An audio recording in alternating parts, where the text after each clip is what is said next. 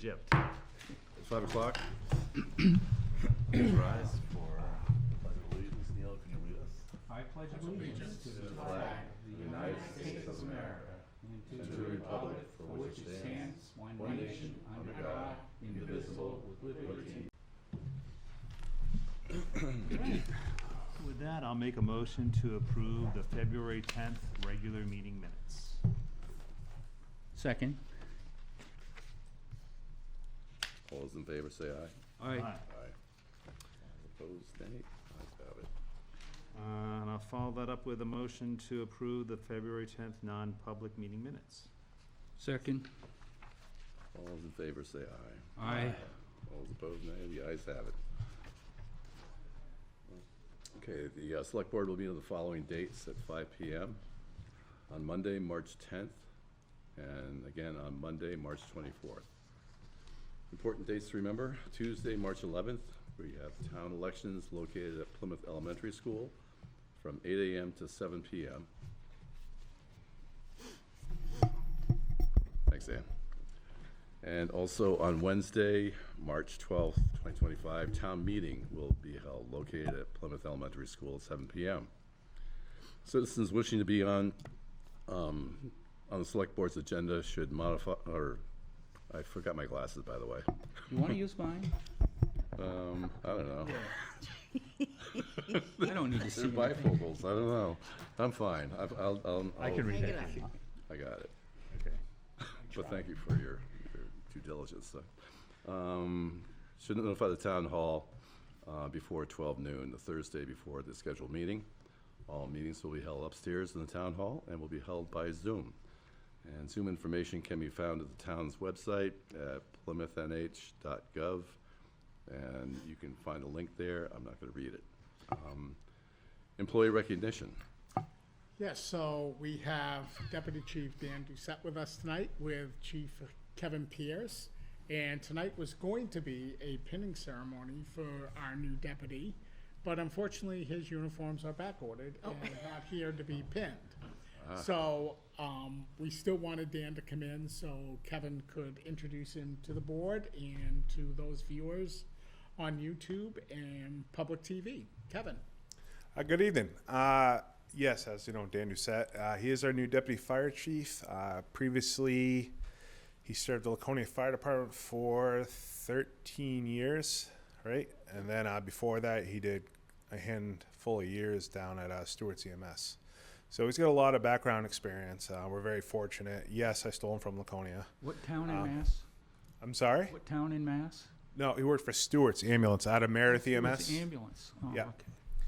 So, yeah, we're very fortunate to get Dan. I worked with him previously in Laconia. We did too many years together. And he actually is a Thornton resident, so he's close by. And, yeah, we're very excited to have him on board. And at some point soon, we'll do a pinning ceremony for him. But I just wanted to very least have the opportunity to introduce him to you folks. And you'll see him around the board. He'll be working right with me with all you guys for whatever adventures we got coming. Congratulations and welcome, Dan. Looking forward to working with everybody. Same We here. did go through a hiring process that the chief put together and interviewed. I believe we had 3 final candidates that we interviewed, and Dan very quickly rose to the top of the candidates that we interviewed, and it was a unanimous decision of the interview committee in the hiring of Dan. And it's interesting with these 2 gentlemen standing here tonight is they both went through firefighter 1 together many years ago with my son, Michael, at the time. So they've spent a lot of time together. I think they know each other very well. They know each other's strengths, and we'll build off of those. And Dan, we truly welcome you to the town of Plymouth as our deputy fire chief. Thanks. I look forward to it. It's come full circle. Yeah, it has. It has. So, yeah, you can walk around, introduce yourself, and then we'll be out of here. Welcome. How are you? Welcome aboard. Kevin, when his uniforms come in, we'll do a, All right. I'm well, sorry? when his uniforms come in, we'll have him come Yeah. back and we'll do the pinning. We'll do something then, yeah. Excellent. Thank you. Thank you. And town manager's report. Sure. Starting off, just kind of a repeat of the Loon Lake Road culvert. Just want to give an update on that and make sure that the residents that are listening understand that the Loon Lake Road culvert replacement will occur during the summer of 2025. This went out to construction bid the second week of February. We have been able to obtain temporary easements in order to reroute traffic during construction. The purpose of closing down Loon Lake Road and rerouting traffic is the cost savings of approximately $40,000 and 3 weeks construction timeframe. If we were not to close the road, it would require a temporary bridge to be installed and a longer time frame for the project. We have received the bids back. We had 9 construction companies that bid on the project. Mike Vignali, our consulting town engineer, is reviewing the bids, the proposals, and will be making a recommendation to the board, hopefully on March 10th, to move forward with the project. Department head strategic goal development. I will be meeting with each department head in order to develop strategic goals for each department. The following areas will be discussed and considered. I won't go through it through all the text, but we'll look at what each department achievements were in 24-25. We'll understand better what their current challenges and what their opportunities are to work more collaboratively. We'll look at key priorities for 25-26. We want to make sure they align with the organizational goals, more specifically the Select Board strategic priorities. We'll review the organizational objectives with each department head. Each department head, we will be setting goals with them and looking at how we better can collaborate and align and work well together to ensure the alignment between departments and their goals, and then action planning and outlining specific steps, resources, and timelines required to achieve their strategic goals. Next, candidate night forum. Special thank you to Kathy Kelsey, Mike Conklin, and Val Scarborough for organizing the annual candidate night forum. Additionally, thank you to the candidates that attended. The committee is looking for volunteers to take over the event starting next year. Plymouth State University updates. I met with Jess Dutile on Tuesday, February 10th. We discussed the scheduling at our upcoming meeting with the Cabinet and Select Board regards to discussions of the renewal of the life safety agreement that expires in June of 2025. Additionally, that same night, holding a community council meeting, and tentatively, we have set Monday, April 28th at the Select Board meeting for that purpose. Bill covered the important dates to remember. Employment opportunities, we currently have 2 firefighter EMT positions open. Other things of interest is we did receive a credit notice from New Hampshire Electric Co-op for the month of February, and the credit was for $2,677.61 of energy produced by the solar array. For those listening, the town report for 2024 is out. It's on the website under latest news, under town reports, and under documents, forms, town report. Also, hard copies are available here at Town Hall. Tomorrow, the town's clerk's office will be closed from 9 to 12. They will be training on the new voting machine tomorrow. And I think, just to clarify something from the February 15th, 16th storm that we had, it really was the perfect storm, and I know people were very frustrated that areas weren't picked up. The sidewalk on Highland Street wasn't cleaned, and I fully understand those safety issues and priorities, but when I say perfect storm, unfortunately, one of our highway employees' mothers passed away that Friday evening, so that person was gone. We had to let an employee go the week before due to circumstances that were out of our control.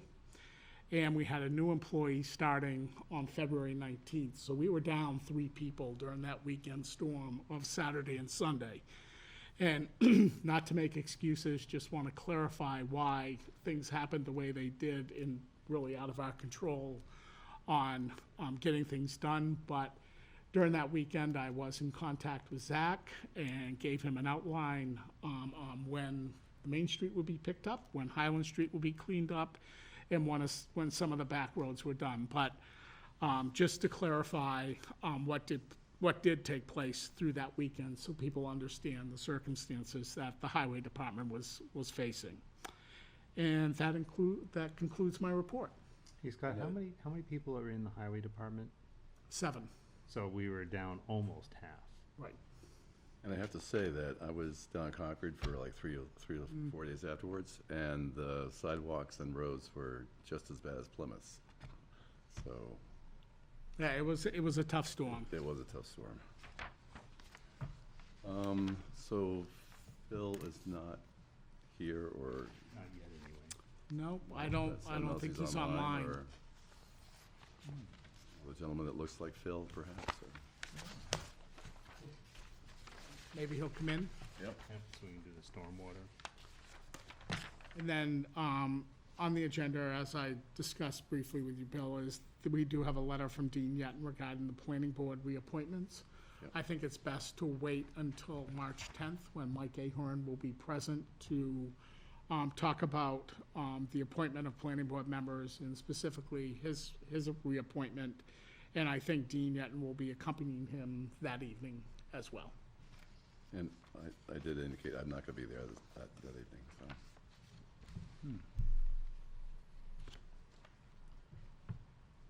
Okay. On the stormwater, asset management. That's why I'm here. Yep. You look familiar. Let's see if I can get this going here.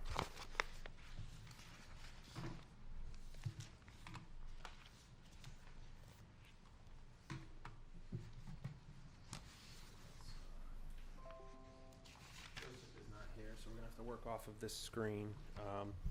But for those of you who don't know, this project was undertaken along with your highway department and planning and development. So Joseph Perez and Steve St. Pierre. Obviously, Joe has retired last year, but he was a key part of this project at the beginning stages here. So my goal tonight is to kind of bring you all up to speed. If you've heard of the project, if you haven't heard of the project, just kind of give you guys an overview. This is the wrap-up presentation, so our work is complete. On the Zoom here is Sarah Ridyard. She is on here. She's with New Hampshire DES. So for those who don't know, your great staff went after and captured a $30,000 grant for this work. So there was no cost, or there will be no cost to the town of Plymouth when this is all said and done. So it was a great opportunity offered by the state to really jumpstart your stormwater asset management program. Plymouth Village Water and Sewer District does a lot of this on the water and sewer utilities. So it's nice to see, the stormwater side of things, get started under this project. And I know Steve St. Pierre has a lot of plans to work further with Plymouth Village and kind of integrate the utilities together. The whole goal of asset management being, looking at your roads as a single utility with everything combined in it, right? So you're looking at the roads and you're looking at the stormwater, sewer, and drinking water beneath it. A lot of these things end up lending themselves to, when you're going to repave a road, knowing what your assets are buried under that road, so you don't go and lay down nice new pavement and there's a 100-year-old, clay sewer pipe that's ready on the verge of collapse. So it gives a better planning, vision and a better way to budget capital costs into the future. So that's kind of the goal. Asset management is the buzzword in the industry these days. So it's great to see Plymouth taking advantage of what the state offers as far as those grants go. So again, I'll go over why we're here tonight, which I kind of just touched on there. We'll give a high-level view of Plymouth's stormwater system. We'll go over asset management in its simplest forms, just to make sure everybody understands what that term means. We did do some beginning level, a pilot project we'll call it, for condition assessment. So actually getting cameras and pipes, taking a look at things, kind of showing the town and the highway staff, what's possible in the future and how to continue this. And then that continuous future approach. So asset management is not like a one-time report that sits on a shelf. This is something that should be a living, breathing document. updated annually, as things are observed, conditions are understood, and that just lends itself, like I said, into coming up with implementation and capital improvement plans under 5, 10, 15-year windows. So we'll touch on these, and then at the end, if you folks have questions or want to discuss anything, I'll also give Sarah a chance if she wants to hop in from DES at the end here. So why are we here tonight? Again, Plymouth owns and maintains a stormwater system. So that is, it falls under the purview of the Highway Department. So their staff are tasked with the management and operation of that system.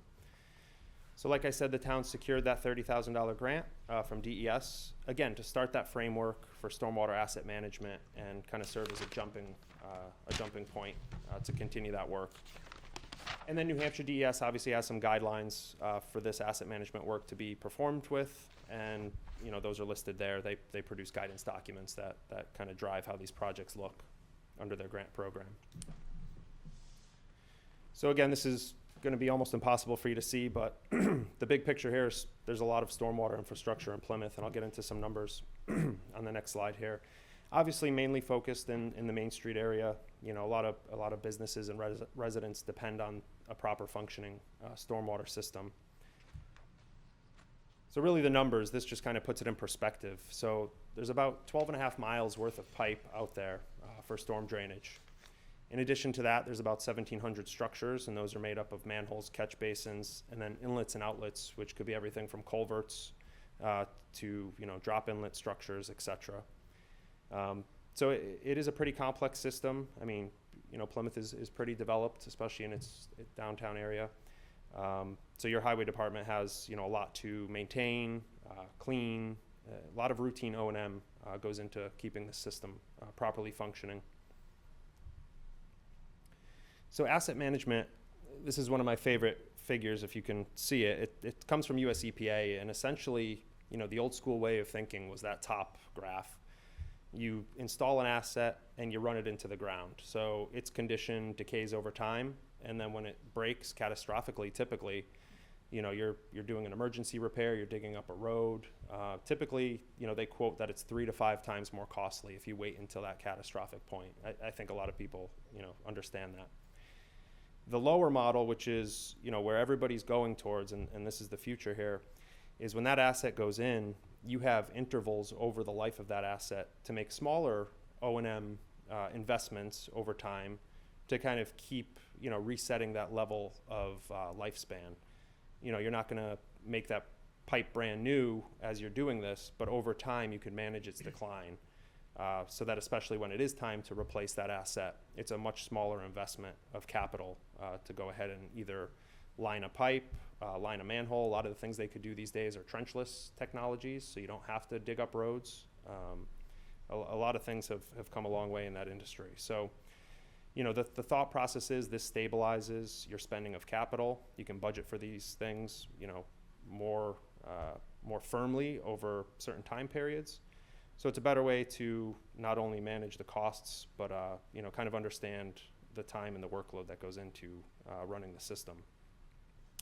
So that's kind of the focus here and what this program is intended to help your highway department do into the future. So again, asset management in its simplest form, it's a long-term roadmap to help plan. Again, prolonging asset life is another benefit of it. It'll obviously aid in cost-effective decision-making. So stormwater is one of those utilities where, there isn't like a user base for it, like a sewer and water. We all pay sewer and water bills, or most of us do.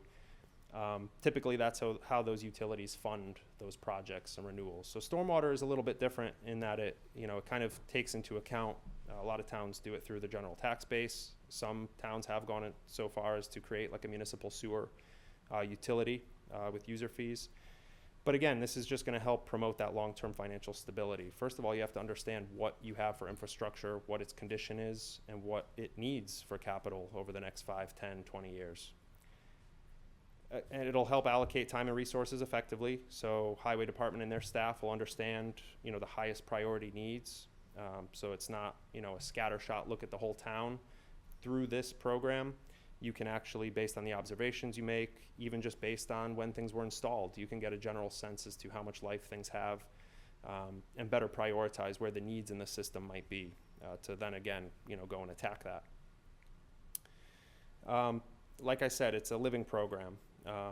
This should not be, a one-time deal. Plymouth, and talking with your highway department, they've said some good things where they want to work with Plymouth Village Water and Sewer and kind of integrate this to be a full, look at utilities in Plymouth. So again, we like to use that living program term here. So again, kind of the things we did, we focused on an inventory of your critical assets. So Plymouth already had a pretty good set of stormwater mapping that was prepared. So you might have heard the term GIS. That is the software that the mapping lives in. Behind that visual mapping is a database with information on each pipe, each manhole, etc.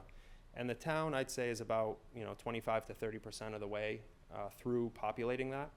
And as this continues, that would be one of the main kind of goals, is to build out that asset management database. So, every pipe, every manhole would have the year it was installed, the year it was last inspected, and those things can be updated through time again. So you have a constantly living, updated database that you can reprioritize the needs over time. Level of service, we held a workshop with your staff to go over, kind of their commitments to the residents in terms of making sure that this is a working and operating system. So there were some goals there that staff came up with in terms of, how many catch basins will be inspected per year, kind of what some specific milestones and goals look like. And they could provide those to you. And they'll also be in the final report that we'll be issuing this week, which you can ask Joseph Perez for a copy of. So again, the condition assessments. So at its first level is, like I said, the mapping and what exists in the database already. The condition assessments is actually getting out there and getting eyes on things. So the first step is great. You can look at years things were installed. You could assume if they're older, well, they're probably in worse shape.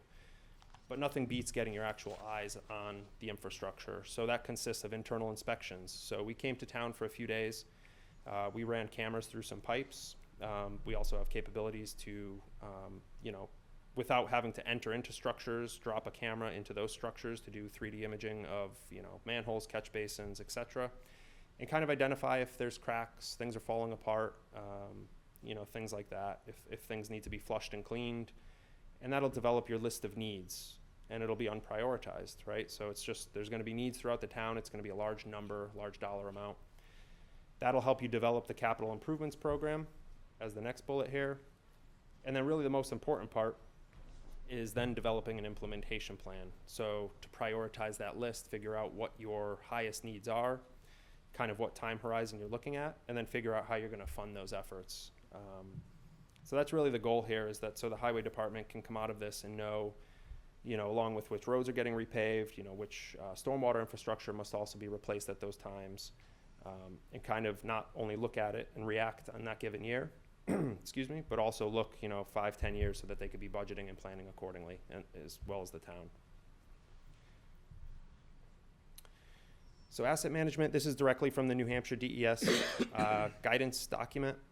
Again, this is just intended to show that this doesn't start and end with your highway department or planning and development.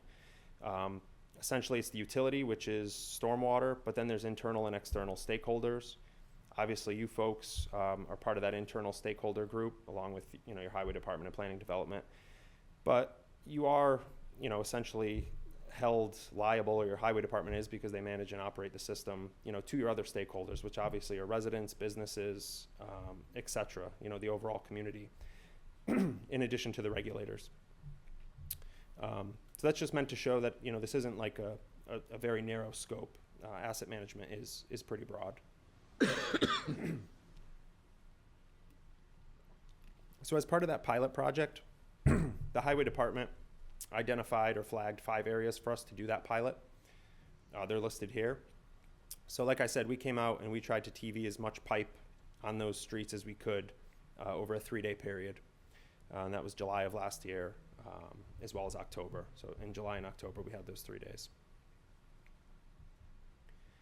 So again, like I said, we went over with your staff kind of the mapping capabilities. A lot of this is done on iPads these days. I know, Plymouth Village Water and Sewer and a lot of other clients we work with A lot of them, their staff at that level, you know, can have an iPad or even their cell phone. They need to go out and find a pipe or, you know, a curb stop for a water service, things that may not be visible with your eyes. You know, the GPS on that iPad or phone can get you within, you know, 2 to 3 feet of where that asset is. So a lot of them, you know, the mapping that you build will then be accessible to staff in the field.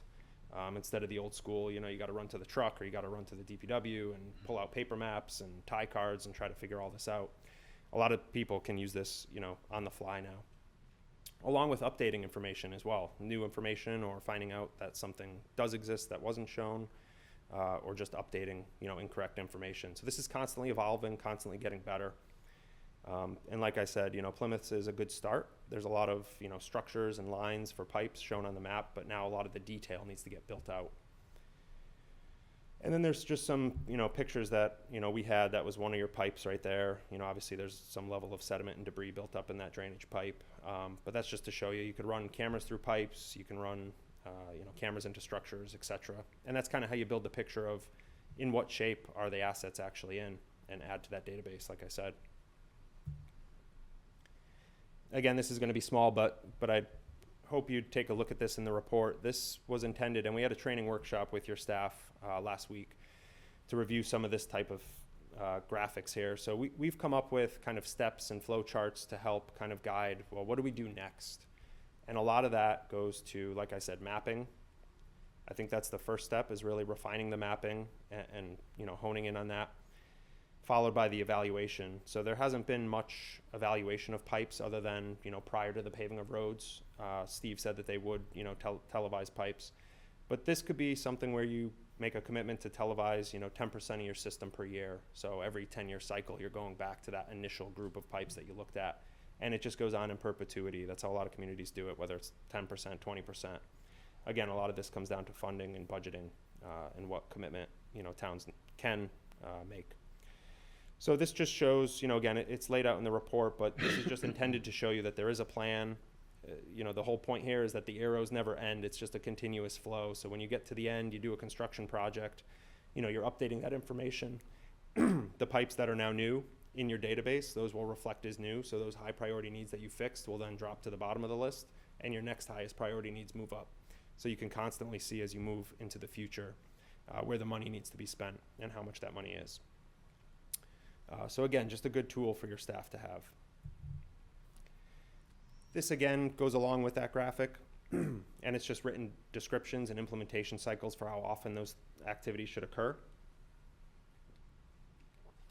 Again, mapping and evaluation being flagged here as kind of the next steps for Plymouth.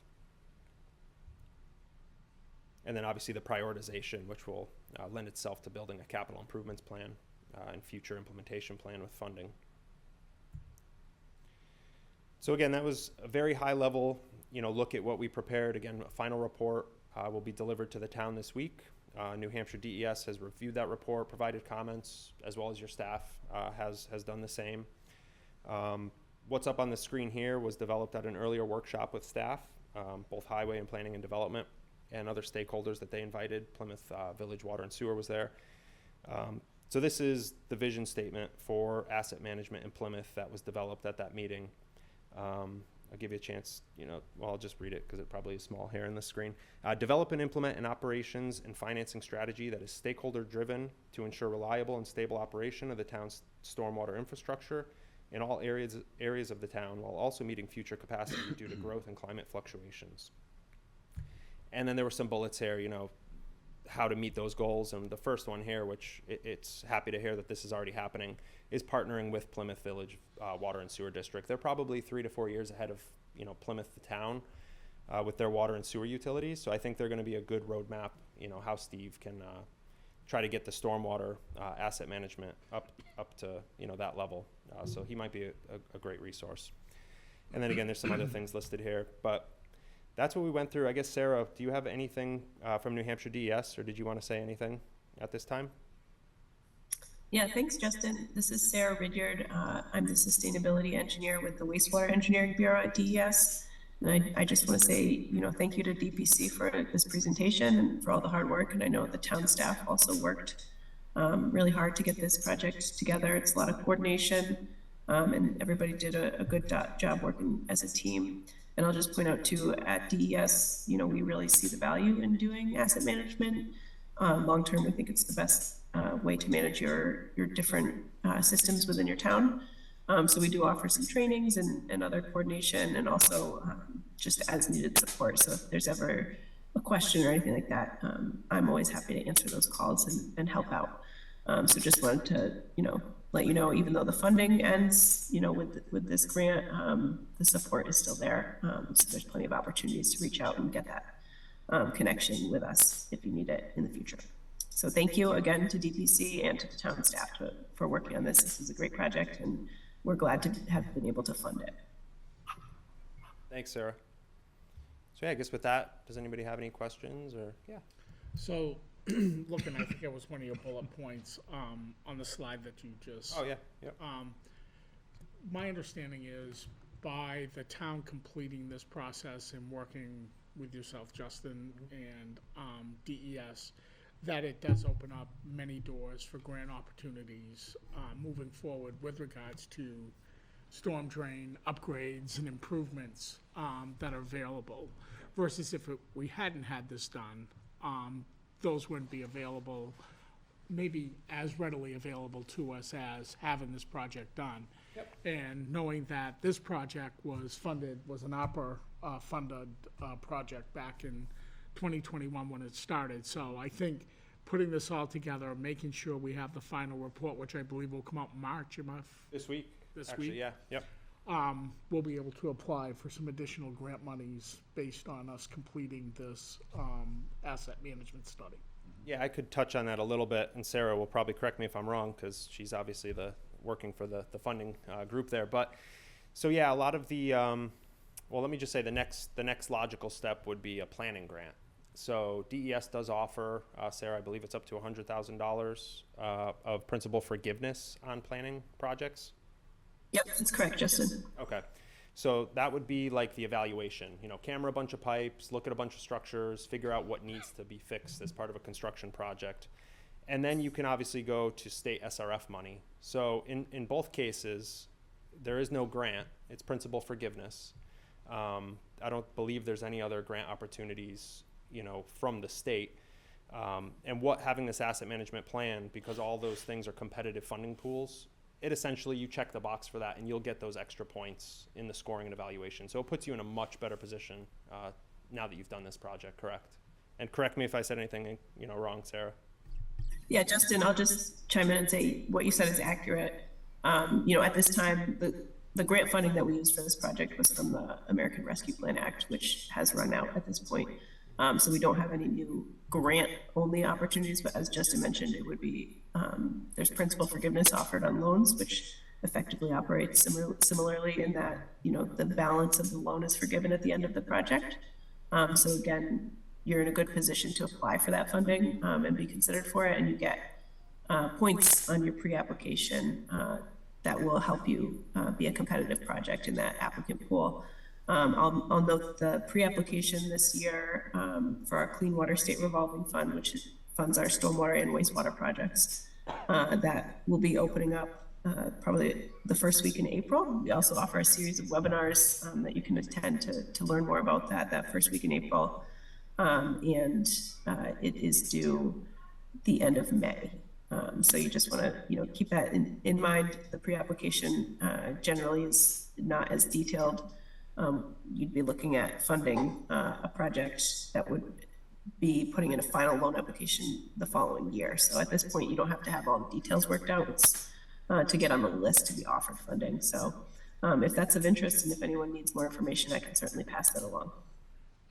I believe it is of interest. I talked to Joseph a little bit about that today, and my understanding of that is the town would have to, if it was the $100,000, the town would have to raise and appropriate the $100,000 in the minute we finished the project and it was checked off. The forgiveness of that, the funds would come back to the town to offset the costs and the expenditures that the town had. Is that correct? Yeah, you do have to appropriate the full That's amount. correct. Yep. Yeah. So I know Joseph will be reaching out Okay, good. for more. Good. Great. Yep.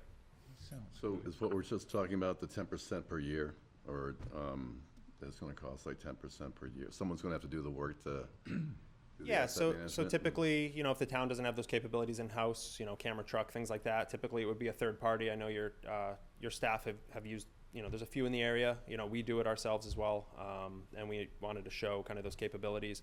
But yeah, it would be working with a third party to collect that data, and then facilitating that into your database, figuring out where your worst areas are, prioritizing that. Because you don't just want to go and spend the capital, you want to get the best bang for your buck, and put it in the right places that need the attention. So that's where the asset management comes into place, rather than reacting to, oh, we have an issue over here, we have an issue over here, just kind of understanding everything, big picture, and making logical financial decisions. And the RPCs were like instrumental in doing the evaluations of all our culverts. I guess culverts are part of the assets that Yep. and are the RPCs going to be like more involved in this stuff? Or, I mean, we actually had to pay for the work that they did. It was like but, they should be active in this, actually. Yeah, and what was that acronym you said? The regional planning commissions? Oh, the regional like planning commissions, yep. LRPC Yep. or North Country Council. Yep.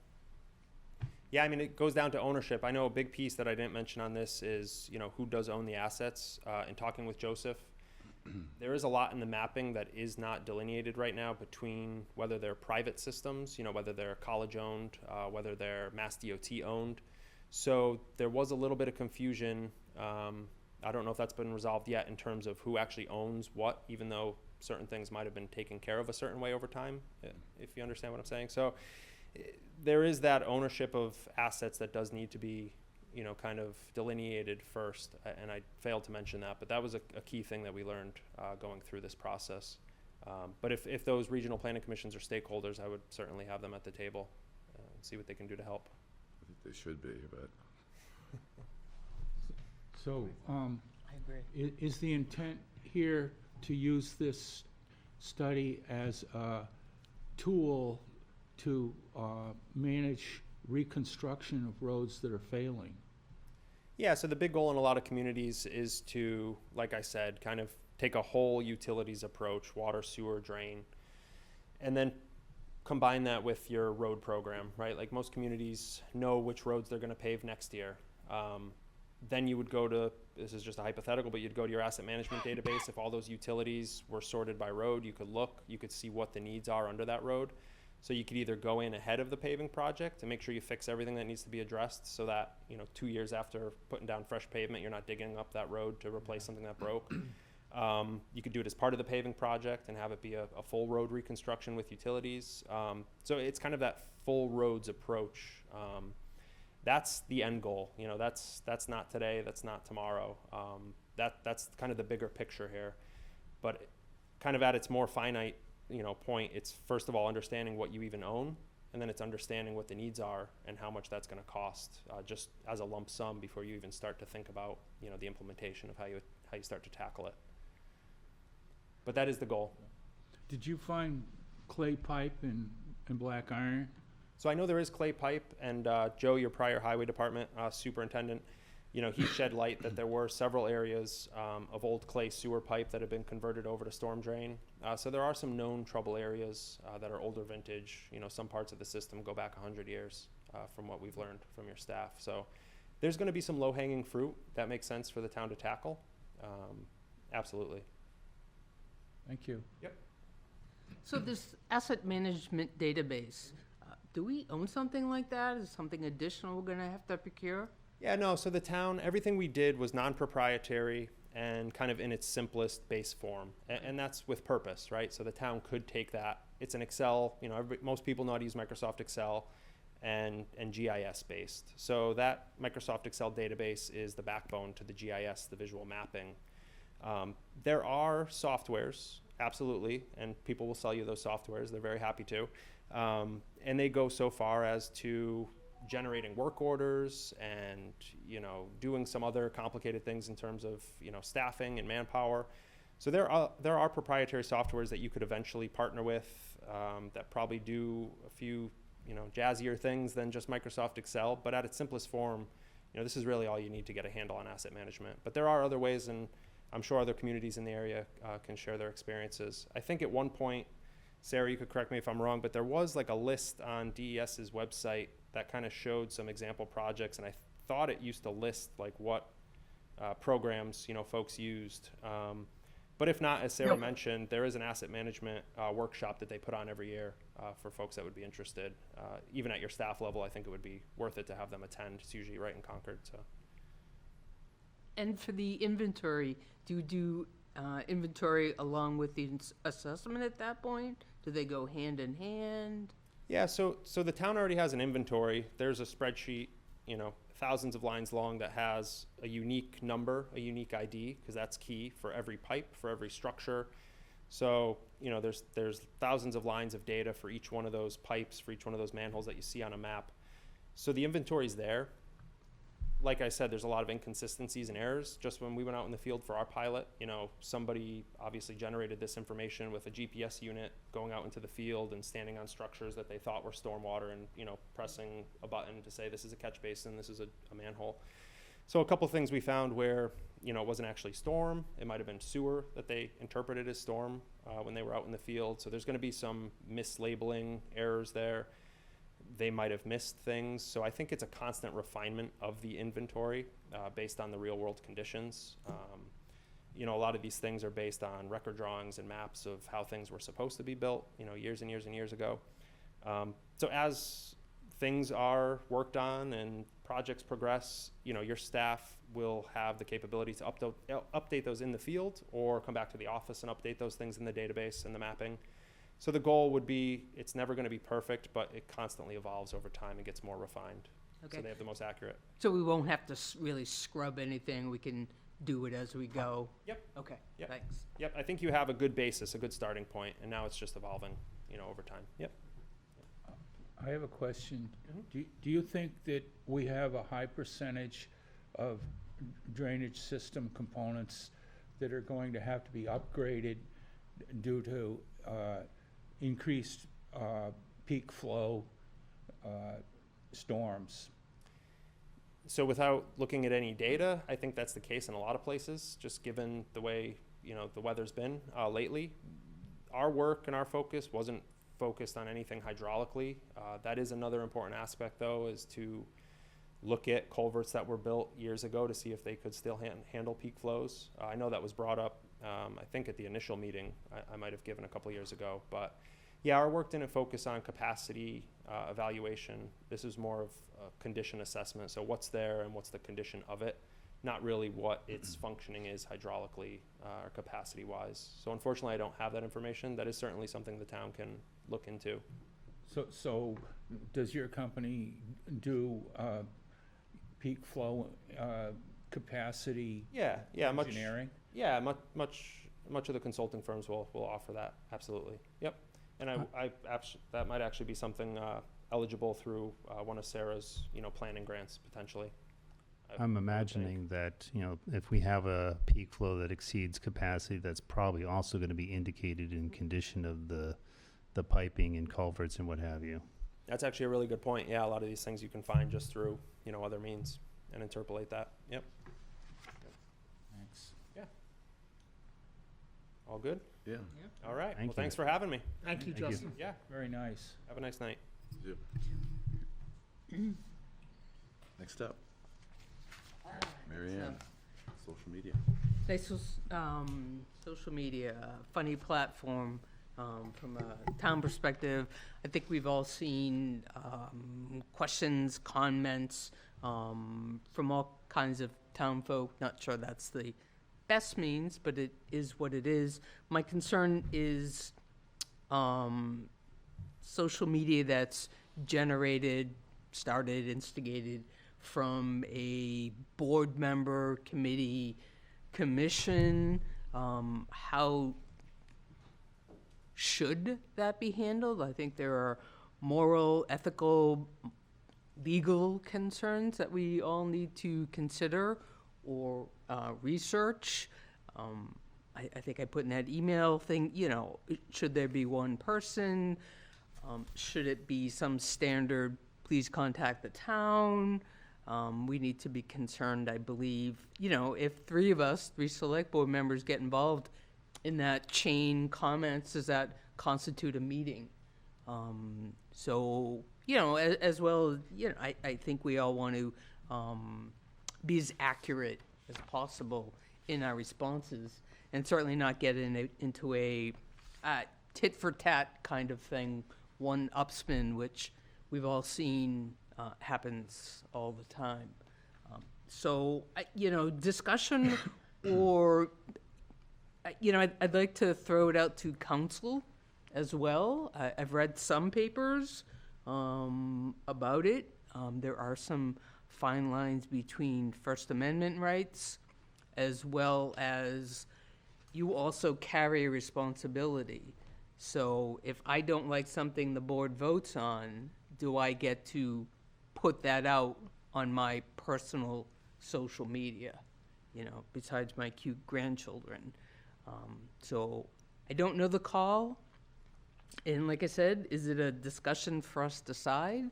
I think most appropriately, it's to reach out to council as at least a guideline for us. And like I said, I would imagine it's not just the select board alone. It's all town associated boards and maybe employees. I don't mean to carry this further, but we've certainly seen instances where, you know, companies have fired folks based on their social media posts. I don't know if we take it that far, but like I said, I worthy of discussion, certainly worthy, in my opinion, of going to council for that. We do have a policy Okay, on great. social media under our personnel policy. It's not updated. It needs to be updated, and I think that's where council can help us with that, because it does need to be updated, not only to cover First Amendment, but Section 230 of the Communication Decency Law, federal law. So I think having a conversation with Warren to update our policy, because ours is very brief. It says, do not represent yourself as a town on any social media website, including but not limited to Twitter, Facebook, MySpace, blogs, and forums, without express permission from a supervisor. In addition, beware that anything you say online may be publicly accessible, and professionalism and courtesy are always recommended, which is very brief. Sure. But I think if we go more in depth and have Will craft something with regards to updated laws, because you're going to see Section 230 be updated probably very quickly with regards to communications decency, as well as always keeping in mind First Amendment rights, and not, which doesn't allow us to prohibit from censoring different viewpoints. So I think you're correct having town council take a look at it and provide a draft to us that we can bring back. Scott, Maybe a first step could be like NHMA too. 'cause That's they- where this is from. Okay, Yeah. I mean, because they have like multiple. They won't offer you a policy. They'll offer you the guidance under their best leverage for municipal social media perspective, but they won't offer you a policy, whereas Training will. we'll get something from Will. so Scott, you mentioned it in personnel policy, which would cover, I assume, any elected official. It does. But what about non-elected appointed officials? Covers all of our volunteers, commissions, and committees. The flip side is I certainly don't want to quell community involvement. You know, I know it's difficult for people to come here, participate for all kinds of reasons. So I certainly do like you know, you've given feedback about plowing, for example, this weekend. You know, and is there a way for us, and I don't know that way, to make it a bit easier, right? We're all about communication, and how do we do that? And maybe the only do is, you know, it just takes a phone call type of thing. And I usually, when I see things, you know, call town hall. Sorry. That's fine. Call town We'd rather do hall, that. for that sort of research and feedback. But like I said, I don't want to do that, and I certainly encourage all the questions from the community members. But So when, you know, if it comes up to a situation where someone has definitely crossed the line in terms of what they should be doing in social media, what are our options for dealing with such of an event? It would go through our personnel policy on disciplinary actions and the different levels of disciplinary action that we have in the personnel policy. And that's for appointed or, Appointed It was for committees, both, so that- commissions, that's kind of- select board, employees. do you remember what those steps are, just high level? I don't have them Okay, in it's front of okay, me. just no. curious, that's fine. So it'd But be we like- do have a progressive disciplinary Okay. policy in the Would be personnel appointed policy. members like the Conservation Commission, any of those things that we have jurisdiction over. Correct. Is there a possibility of making sure that they're informed of that policy and That's, Yeah, we once we get a new policy, we Yeah. definitely will make sure they're informed of that, as well as the ethics policy included in the personnel policy as well. Post it right on the website, huh? Actually go to a meeting and hand it out and have a conversation with them about their responsibilities. Maybe we should, do we have such thing indicated in our reappointment form that I assume that they have to fill out? I don't, When they do the swearing in, it does indicate that you will follow the state, local, federal guidelines associated with that position, so.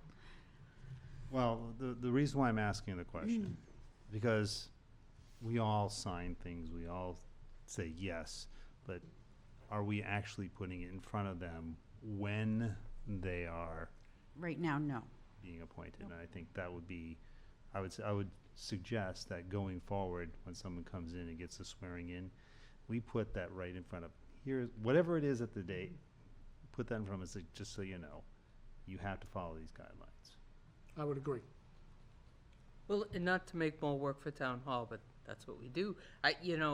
When I came on, whether planning board, select board, one of those things, right, that we say yes or no, make sure you understand, is there some sort of onboarding?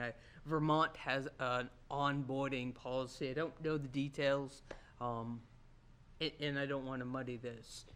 But at some point, I think we need I think the to. onboarding would be making or suggesting that they attend NHMA's onboarding programs for all commissions, committees, select board, Perfect, And et are- cetera. And are perfect. those something that they can do online, or they have to go someplace? Either or, now. Okay. I just want to make sure that it's available to people without necessarily a trip to Concord. Absolutely. What we can do very simply is sign them up as a user under under the Town of Plymouth's account with NHMA, and then they have access to all the online programs, as well as webinars and newsletters and papers. I think that's generally a good idea, just so they can be more informed. Yeah. I might have appreciated that when I started this. Do you have access to that? I'm sure I do, but Alright no, then. no one Ah, put it there you in go. front of me. Should we have town-sponsored ethics training? Or can we just put it into a form of a note? We do, we have it in the policy. And I think, once we figure out a new social media policy and the board approves a new policy, that we put that all together as a package Yep.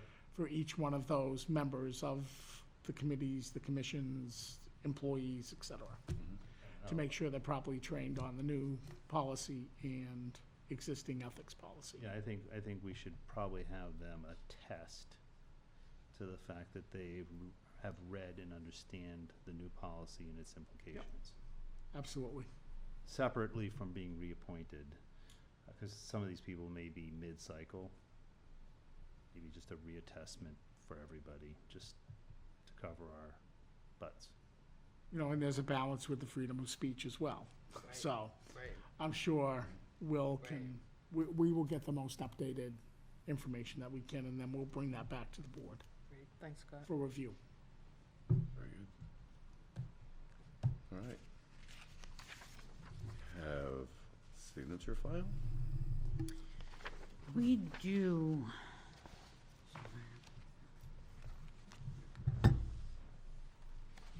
All right, so I have a notice of posting that we will be having at the Plymouth Elementary School, 43 Old Ward Bridge Road on Tuesday, the 11th of March, 2025. The polls will be open between the hours of 8 and 7.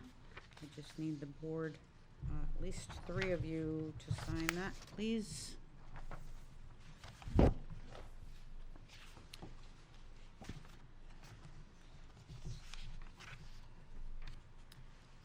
I have a renewal of a veteran's tax credit. I believe that this particular applicant actually put their property into a trust, so that's why they're redoing it. I'm sorry, no, that one is a new application. Is there any place for me to sign it? And this one is just anywhere. This one is an application because the owner of the property put their property into a trust, and they have to prove to us that they still have How's that? ownership of it or the availability of it. So that's just a renewal, and that's all I had.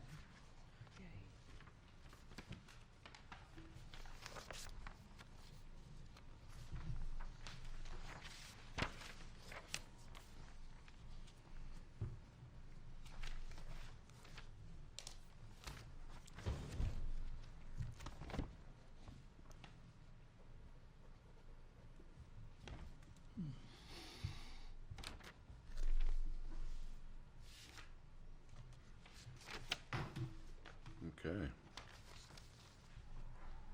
Committee reports. Village Water and Sewer. Plymouth Village Water and Sewer held their last meeting on February 11th. It was a very short meeting. It lasted about 20 minutes. They covered a few things with regards to Jason Randall's updates, and that the force main proposal update for across the river in Holderness. He provided the commissioners with an update.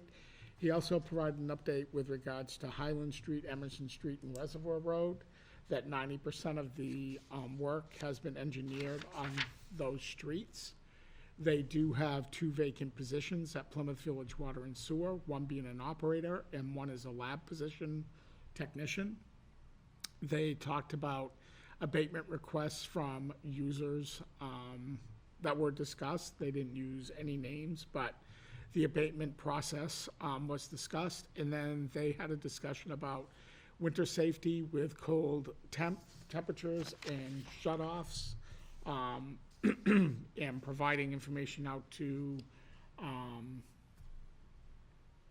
users of Plymouth Village Water and Sewer. They did talk about a certificate of vote for strategic planning grant with regards to asset management grant and vulnerability assessment, kind of like we discussed tonight. And that really was the information included in the meeting, and they adjourned at 5:20.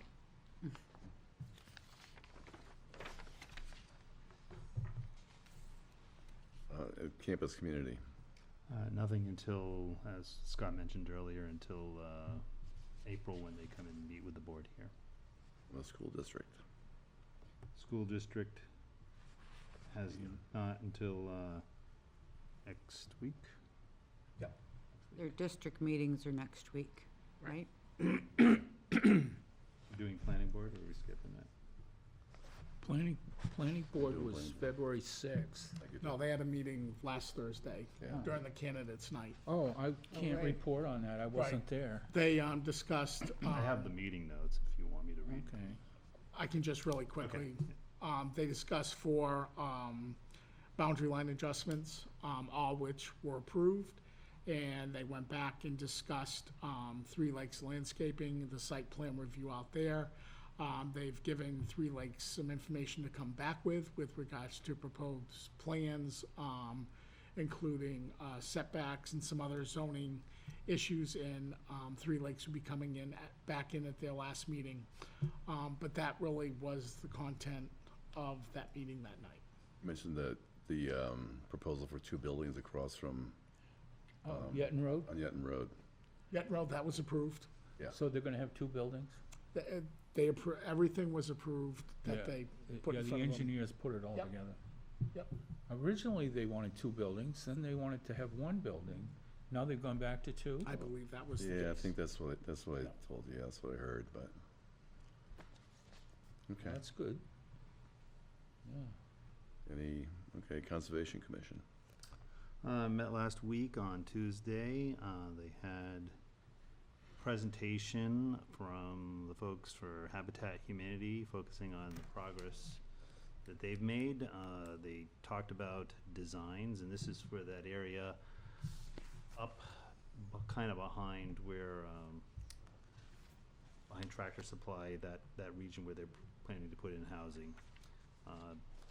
Had some conceptual designs that they showed. There was some concerns raised by the fire department regarding the design, specifically access points to the property. Current town zoning apparently limits the length of a cul-de-sac to 1,500 feet, which impacts the overall design, so that, you know, you basically need egress for things that are longer. This is for the Conservation Commission? Yep. They came in and Wow, they wanted okay. to include the Conservation Commission. So they were talking about how they tried to get permission to use the property that Spear Memorial owns up there, but they didn't want to add that kind of traffic. So this kind of ties in where they're talking about coming to the Conservation Commission. So there is a piece of conserved land that is adjacent to the hospital property, or on the hospital property rather, that they wanted to use for egress. But in order to use that, they wanted to get the blessing of the Conservation Commission. And apparently, in order to override that, they need the Attorney General to sign off, which their lawyer was pretty sure they could get to happen. So there was a discussion about different options here. The Conservation Commission pretty much agreed that the specific conserved land that they're talking about going through has minimal conservation value because of its adjacency to other properties which are already in use, so there's not a lot of conservation value in it, and they were interested to hear what they had to propose in terms of if they're gonna use that, potentially other areas that are of equal or higher conservation value being exchanged in the process. Who is leading these conversations, like with the Conservation Committee from Habitat for Humanity? All I got was Franklin, so I don't. It's just Frank at this point as Franklin, opposed to Yeah, I'm not really sure. engineering or, It's a developer, essentially. Oh, He's okay. interested in using that land, okay, and he's got a design for quite a bit of housing from what it was on the map. right, Yeah. And it's been going on for a couple of years. right. And I thought they had the Spear. They have Spear on being able to use that conserved land that Spear technically Oh, owns, okay. but not going through their lot. They didn't want to increase the traffic. There's obviously advantage to them to go through their lot. Means they don't have to build a road, but you know, Yeah. honestly, it's hospital property. There's already a lot of people walking and moving across that parking lot area. I understand their position in this. But, you know, there is that section along the edge that is conserved land, and it's not ideal conserved land because of where it is. I believe it's a reclaimed gravel pit. Maybe. I don't know. It was something that was done when they put in Walmart. They basically chopped up the conserved land section, as I understand it, and it's, Still a piece there. yeah, it's still a piece. But it's next to the dental practice too. Yeah. So they were involving the Conservation Commission to try to get support so that they could make a case to the Attorney Generals to use a different section of land for conservation as opposed to having this section. Let's see, there was a presentation from the Rotary Club about their 100th anniversary. They're trying to plan some significant projects, mostly in the area that they're thinking about. I mean, they have options, community center, bus transportation, or walking trails, but they feel from their current abilities that walking trails are probably the most likely due to cost and honestly practicality that they would be able to help fund and bring to the town of Plymouth. There was interest in sidewalk expansion as being one of the projects, specifically bringing the sidewalk to the junction of Highland and Tenny Mountain Highway to further make it easier for us to get a pedestrian crossing there. But right now, the sidewalk terminates well before there, which makes it hard to convince the state, as I understand it. Another area of potential was, going up along Route 3 here to get towards Fairgrounds Road. The complications there obviously is the highway bridge, the river crossings, etc., which make it a little less likely. So let's see what else.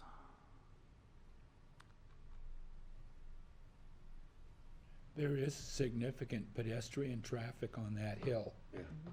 Yeah. So, they left with some action items to gather some more information, research grants, et cetera, see if they can identify some partners, and then, basically come up with a more detailed plan that they could seek approvals on.